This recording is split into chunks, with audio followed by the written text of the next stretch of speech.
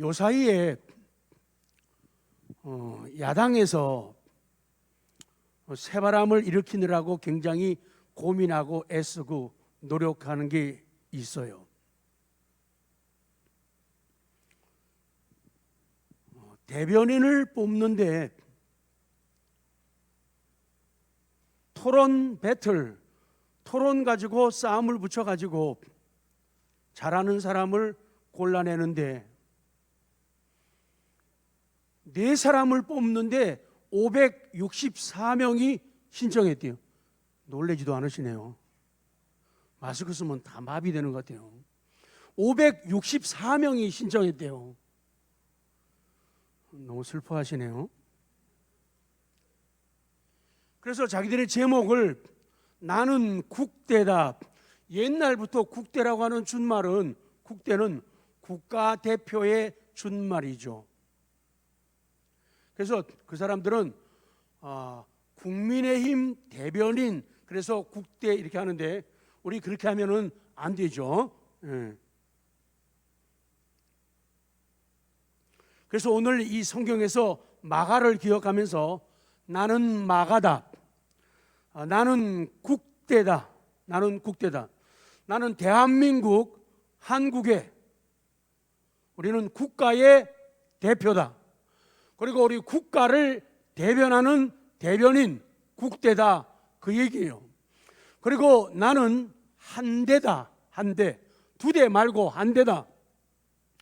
나는 한빛전원교회 대변인이다. 나는 한빛전원교회 대표다. 그런 믿음의 긍지가 없이는 자기가 자기를 사랑할 수도 없고 남에게도 도움과 보탬이 안 돼요. 적어도 나는 하나님의 대변인이야. 나는 적어도 한빛전원교회 대표거든. 목사님 빼고 내가 한빛전원교회 대표거든. 내가 대표가 되어서 내가 말 한마디 하면은 그게 한빛전원교회의 모습이야. 내가 한번 행동을 하면은 그것이 한빛전원교회의 모습이야. 나를 보면은 교회를 알 수가 있어. 이게 한대예요, 한대. 그래서 교회의 형편, 교회의 목표, 교회의 방향을 알려면은 나를 봐라. 내가 한대거든. 한빛의 대표거든. 내가 한빛의 대변인이거든.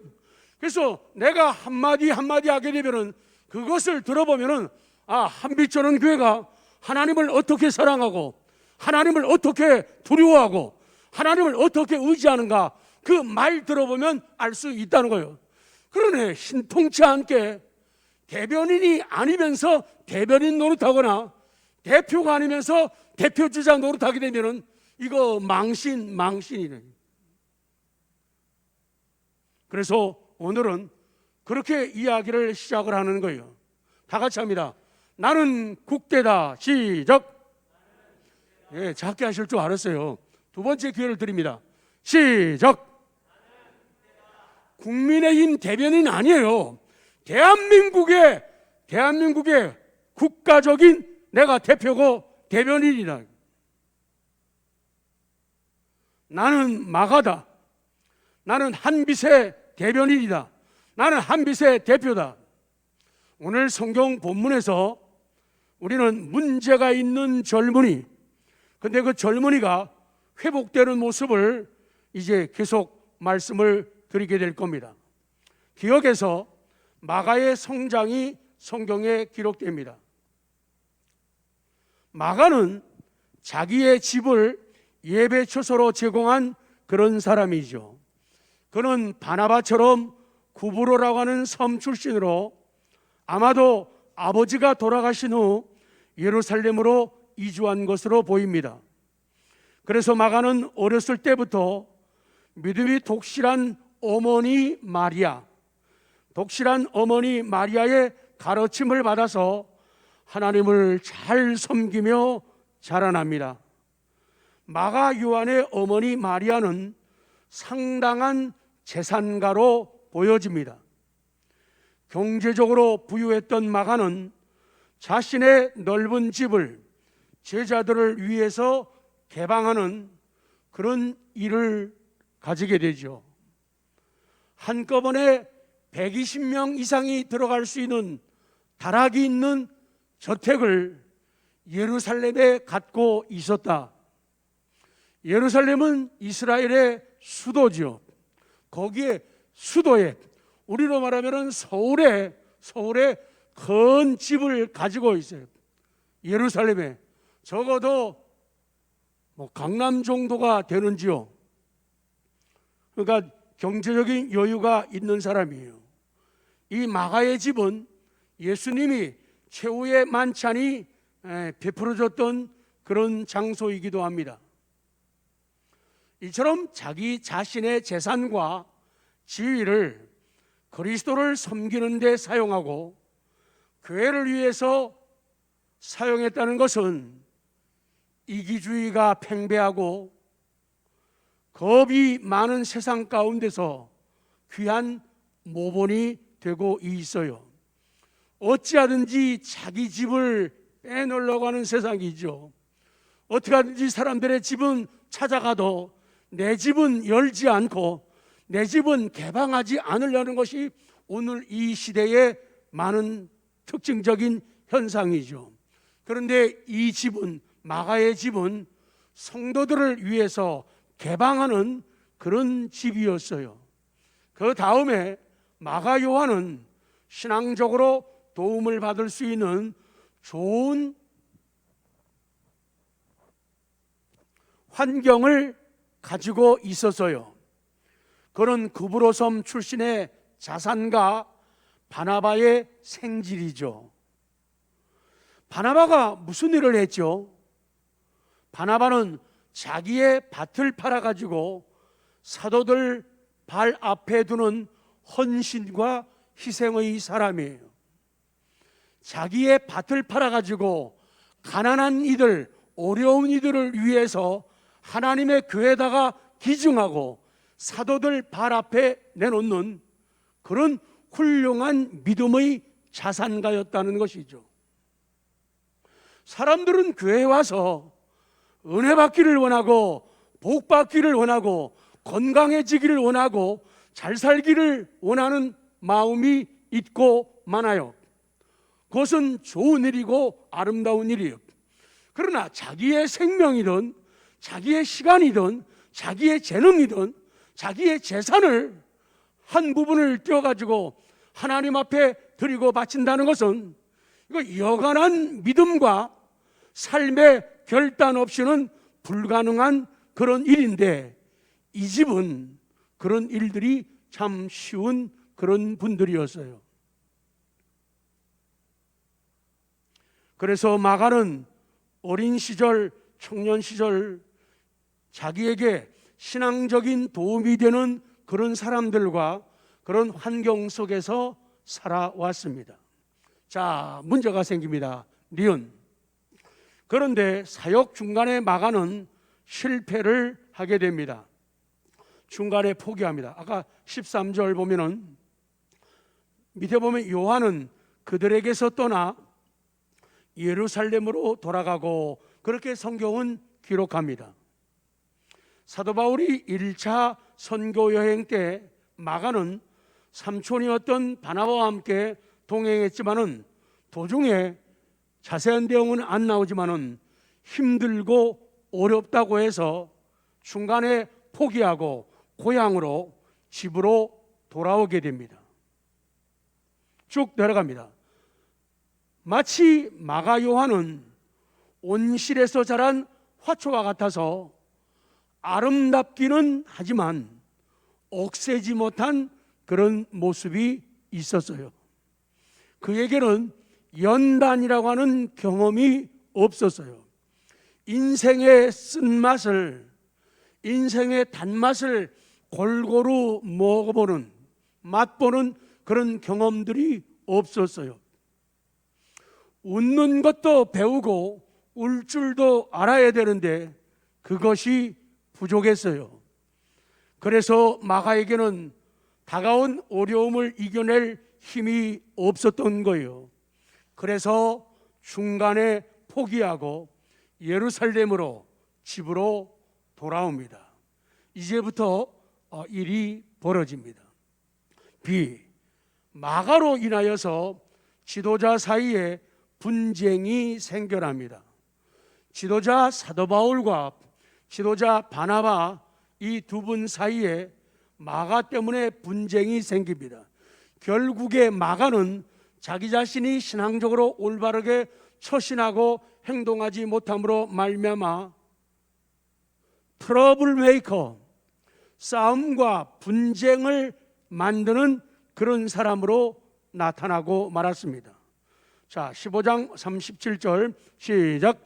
바나바는 마가라는 요한도 데리고, 그래서 그 상황 가운데서 이제 새로운 선교지를 향해서 나아가야 되는데 바나바는 이 마가라고 하는 요한을 데리고 가자고 말을 합니다. 데리고 가자고, to take, 데리고 가자고, 데리고 가자고 합니다. 데리고 가기를 wanted, 원했어요. 그렇게 데리고 가기를 생각을 했어요. 바나바는 마가를 데리고 가려고 계획을 했고 그렇게 생각을 한 거예요. 다시 한번 실패했지만은 그에게 기회를 주자는 것이 바나바의 생각입니다. 그런데 사도 바울은 38절에서 안 된다고, 동행할 수 없다고 얘기합니다. 38절 시작.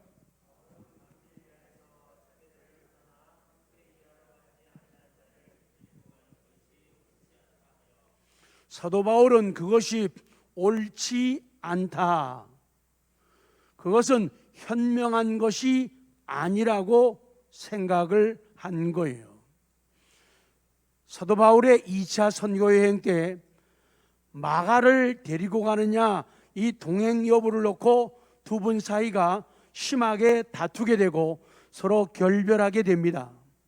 그래서 바울은 마가를 향하여 고개를 갸우뚱을, 요새 말로 하면은 자는 안 되겠어, 쟤는 빼삐, 그렇게 된 거예요. 마가가 자기의 사명을 저버리고 십자가를 포기했기 때문에 그런 나약하고 비겁한 마가를 목숨을 건 전도 여행 현장으로 데려가다가 힘들고 어렵다고 또다시 등을 돌리게 되면은 선교 여행 전체에 큰 어려움을 가져올 수 있기 때문에 동행할 수 없다고 말을 합니다. 결국에 사도 바울은 실라를 데리고 가고 바나바는 마가를 데리고 구브로로 향하게 됩니다. 근데 여기서 중요한 부분 한 가지는 그겁니다. 여러분들은 어떻게 생각하십니까? 마가처럼 실수한 사람에게 기회를 주자, 한번 손 들어보세요. 마가처럼 기회를 한번 주자, 바나바처럼. 자, 한 분, 두 분, 세 분, 네 분, 다섯 분, 여섯 분, 일곱 분, 여덟 분, 아홉, 열, 열하나, 열둘, 열세, 열네 명이요? 그 바나바처럼 원칙대로 해. 손 들어보세요. 사랑과 인자가 많으시네요. 거기가 데리고 가자 그러는. 근데 답은 없어요. 답이 없어요. 어떤 경우, 저도 잘 모르겠어요. 어떤 게 정답인지.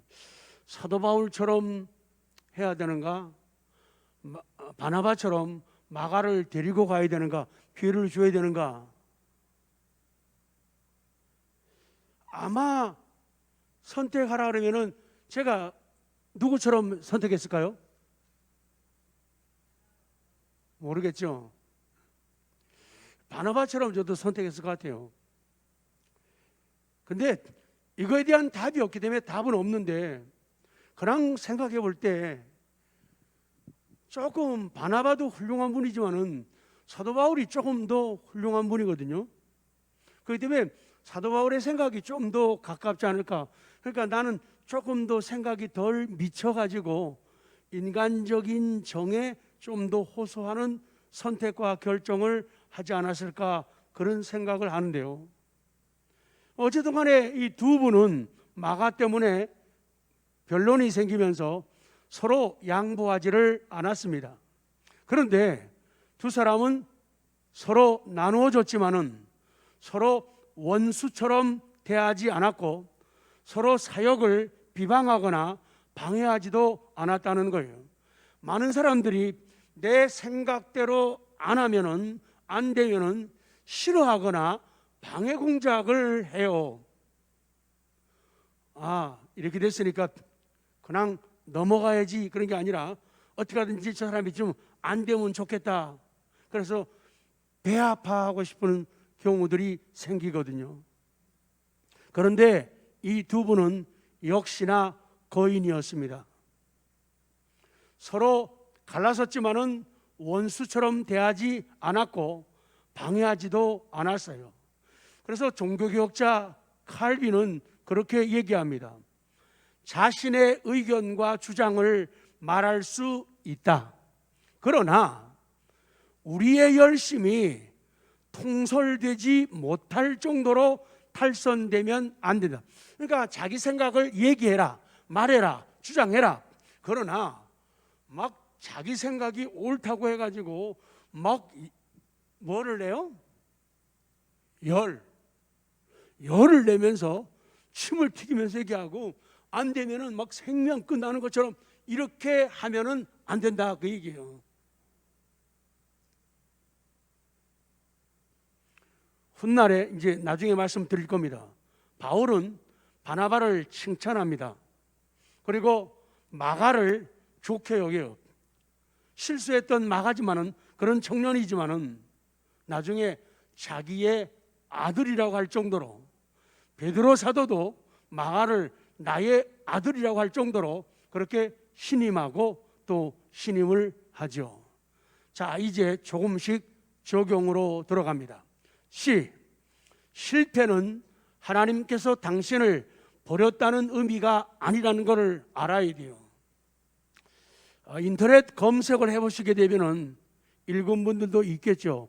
식물의 사생활이라고 하는, 그렇게 식물의 사생활 이렇게 검색하면은 영국의 TV 프로그램 제작자이고 저술가이며 다큐멘터리 제작자인 애턴보르라고 하는 사람이 나오는데, 이 사람이 굉장히 영향력 있는 동식물에 대한 그런 연구와 그런 책들을 많이 쓴 사람이죠. 근데 이분이 일본의 고대 유적지를 발견했을 때 거기서 한 씨앗을 발견했다는 거예요. 그러면서 그 작은 씨가 수백 년 동안 땅속 깊은 곳에서 생명력을 잃지 않고 기다렸다고 얘기하는 거예요. 그런데 드디어 그날이 왔다. 수백 년 지난 어느 날 그 꽃씨는 생명의 기운을 찾게 되었다. 무던히 길고 긴 세월 동안 기다렸던 그 씨앗이 마침내 싹이 났다. 그리고 꽃을 피웠는데 그것이 목련화라고 기록을 하고 있어요. 지금 이 얘기가 무슨 의미를 우리에게 던지고 있습니까? 인생도 그렇다는 거예요. 분명히 싹을 틔울 수 있는 생명이 있고 싹을 틔울 수 있는 생명력이 있는데 어떤 발화할 수 있는 환경이 주어지지 않으면은 그냥 수십 년, 수백 년 그냥 묻혀 있을 수밖에 없다는 거죠. 여러분, 예수님 믿은 지 몇 년 되셨습니까? 교회에 발걸음을 옮긴 지 몇 년 되셨습니까? 예수님을 구주로 영접하고 내 죄를 고백하고 하나님의 자녀가 된 지 얼마나 되었습니까? 그렇다면 내 속에는 그 씨앗처럼 생명을 가지고, 뭘 갖고 있다고요? 생명력을 갖고 있어요. 그것이 어떤 환경을 만나게 되면 온도를 맞춰주고 물을 공급해 주게 되면 이것은 싹이 나고 꽃이 핀다는 거예요. 하나님 앞에 생명을 받았음에도 불구하고, 놀라운 능력과 은사를 받았음에도 불구하고 그것을 땅속 깊이 계속 몇 년 동안 묻어두고 있는 사람들은 없습니까? 그것을 개발시켜야 된다는 거예요. 거기에다가 온도를 맞춰주고 물을 제공해서 싹을 트게 하라는 거예요. 참 괜찮은 인격인데, 사람이 참 괜찮은 지혜와 똑똑함을 가졌는데, 놀라운 통솔력과 주의력을 가졌는데, 그것을 하나님께로부터 생명력처럼 가지고 있는데 그것이 싹이 트지 않고 그대로 세월만 가게 만드는 사람들이 있다는 거예요. 정말 아까운 사람들이 있어요. 그러다 보니까 세월이 지나가지고 벌써 50 지나고 60 지나고 70 지나고 80 지나고 90 지나고 있지 않습니까? 발화할 수 있는 그런 환경과 여건을 만나야 된다는 거예요. 그래서 이제는 시간 낭비하고 세월 낭비하지 말고, 그렇게 하지 말고 가지고 있는 생명, 그런 장점들, 그런 강점들, 그런 은사들을 하나님 앞에 내놓는 우리가 되기를 원합니다. 죽기 전에 사용해야 될 거 아니에요. 더 늙어지기 전에, 더 힘 빠지기 전에, 더 기회를 놓치기 전에 사용할 수 있는 우리 모두가 되기를 원합니다. 그 작은 씨앗을 통해서 주는 교훈이 그거예요. 그러나 그런 환경을 만나지 못하면 몇 년이고 몇십 년이고 몇백 년이고 그 씨앗 그대로 땅속에, 모래 속에 파묻혀 있다는 거예요. 이분이 연구를 하면서 깨달고 쓴 게 그거예요.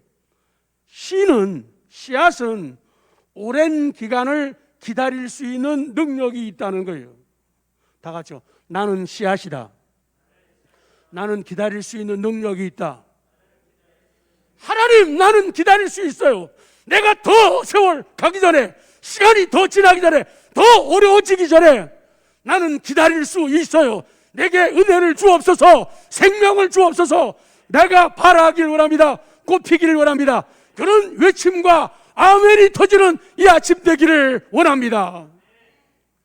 그냥 보내기에는 너무 아까운 시간들이라는 거예요. 그냥 보내기에는 그냥 100년까지 살면 안 된다고 지난 시간도 말씀을 드렸잖아요. 뭔가 주신 은사와 은혜를 가지고 꽃을 피워야 돼요. 꽃을 피워야 돼요. 사막에 있는 식물의 씨는 모래 속에서 수십 년 동안 기다릴 수 있어요. 그래서 하나님이 필요합니다. 그래서 우리 구주 예수 그리스도가 필요합니다. 그래서 우리에게 십자가가 필요합니다. 그래서 우리에게 복음이 필요합니다. 그래서 우리에게 교회가 필요합니다. 그래서 우리에게 예배가 필요합니다. 그래서 우리에게 설교가 필요한 건, 그 복음을 받아들일 때, 설교를 받아들일 때, 그때에 죽은 줄로 알았던 그 씨앗에서 생명이 나타나기 시작하는 거예요. 잎사귀가 나기 시작하는 거예요. 그리고 아름답게 꽃피게 되는 거예요. 우리 사랑하는 청년 여러분, 사랑하는 우리 성도 여러분, 내가 바로 오늘의 마가라고, 내가 국대라고, 내가 한대라고, 한빛의 대변인이고 한빛의 대표라고 고백하는 은혜가 있기를 원합니다. 성도 여러분, 우리 청년들이요, 기억하십시오. 실패는 나 지태영이가 실패자라는 의미가 아니에요. 내가 어떤 것에 실패했다면 그 실패 때문에 내가 실패자가 아니라는 거예요. 떨어진다고 떨어져.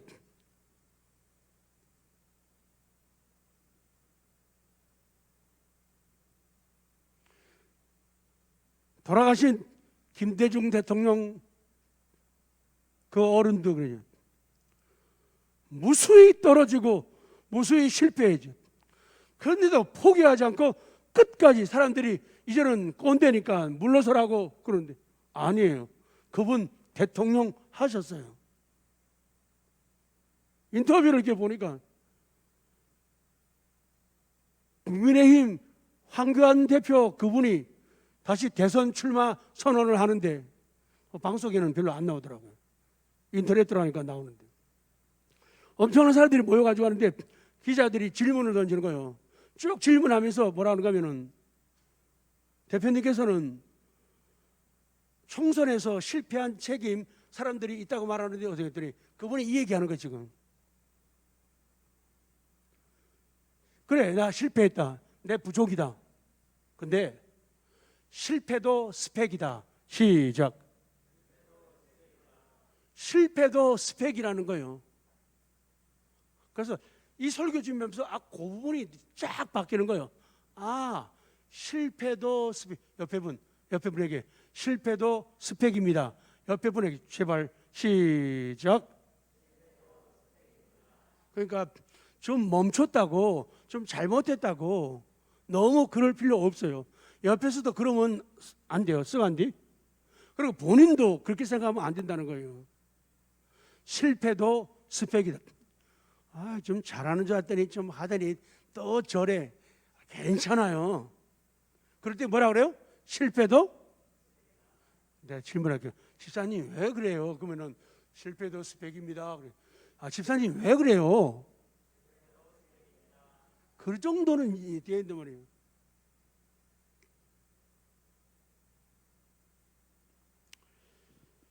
실패는 다만 당신이 아직 성공하지 못한 거예요. 아직 성취하지 못했다는 거죠. 아직 도달하지 못한. 그러니까 도달할 수 있고 성취할 수 있고 성공할 수 있다는 거예요. 실패는 다만 당신이 무엇인가를 새로 배웠음을 의미하는 거예요. 다 일반 은총들이요. 미국의 발명왕 에디슨 이야기는 너무너무 알려진 얘기죠. 전구를 연구할 적에 뭐 책에 보니까 1000번을 연구했대요. 1000번. 1000번째에 성공했다고 그렇게 말들을 합니다. 그래서 기자들이 999번 그거 뭐냐고 물어봐요. 그 실패를 어떻게 감당했습니까? 그러니까 에디슨이 하는 말이 그거잖아요. 아, 나요 999번의 실패를 한 게 아니에요. 난요 전구가 켜지지 않는 999가지의 이유를 알게 된 거예요. 자, 마지막 하니까 이야, 여러분 그걸로 해요. 제가 다시 할게요. 저는 999번 실패한 게 아니라 전구가 켜지지 않는 999가지의 이유를 알게 된 거예요. 이 정도는 말해요. 이거 당신은 무슨 기도했다 말했다 기도했다 말했다 교회 왔다 갔다 그래서 많이 실패하잖아요. 그래도 그래가지고 내가 많이 깨달았고 배웠죠. 나는 999번 실패한 게 아니라 안 되는 방법을 999개를 발견했다는 거예요. 참 긍정적이에요. 참 건설적이에요. 참 창조적이에요. 믿음의 사람들은 이런 사고와 이런 언어와 이런 삶으로 나아가야 된다는 것을 다음 시간에 말씀드려야 될 마가의 회복을 통해서 우리에게 교훈하시는 거예요. 중도에 실패한 청년 마가를 쳐다보고 있는 우리 성도 여러분, 우리 아직은 더 살아야 할 청년 여러분, 아직은 더 역사의 획을 그어야 할 우리 청년 여러분, 역사의 물줄기를 바꿔야 할 우리, 요새 젊은이에 대한 말씀을 드리면서 젊은이들의 그 튀는 모습들이 정말로 우리를 감탄하게 만들어요. 조금 경험해서 아쉬운 면이 있긴 있지만 그래도 대단하잖아요.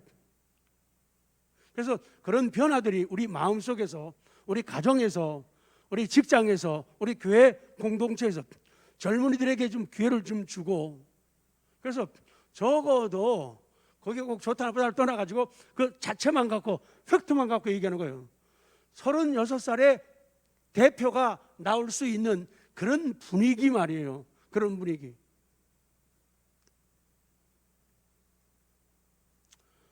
실패는 당신의 위신이 손상된 게 아니에요. 실패는 다만 당신이 무엇인가를 용감하게 시도했다는 걸 보는 겁니다. 실패했다? 실패했다는 것은 용감하게 시도했다는 얘기죠. 그걸 보여주는 거예요. 실패는 당신이 열등하다는 얘기가 아니에요. 실패는 다만 당신이 완전한 존재가 아님을 깨닫게 하는 거예요. 실패는 당신이 인생을 낭비했다는 얘기가 아니에요. 실패는 다만 당신이 다시 출발해야 할 좋은 이유를 갖고 있다는 것을 말해주고 있는 거예요. 실패는 당신이 결코 해낼 수 없음을 의미하는 게 아니에요. 실패는 다만 시간이 더 오래 걸릴 거라는 것을 얘기하고 있는 거예요. 그래서 지금은 실패했지만은 잠시 후에는 모든 것이 역전되고 반전된다. 이것이 믿음이에요. 결론입니다. 마가처럼 실패했습니까? 마가처럼 중도에 포기한 것 있습니까? 기억하십시오. 실패는 하나님께서 당신을 버렸다는 것을 의미하는 게 아니에요. 정말이에요. 사실이에요. 진리예요. 오히려 하나님께서 나에게 더 좋은 계획을 갖고 계심을 의미한다. 오늘 말씀을 여기서만 정리하고 다음에 세부적인 내용 마가에 대해서 우리가 추적을 하겠습니다.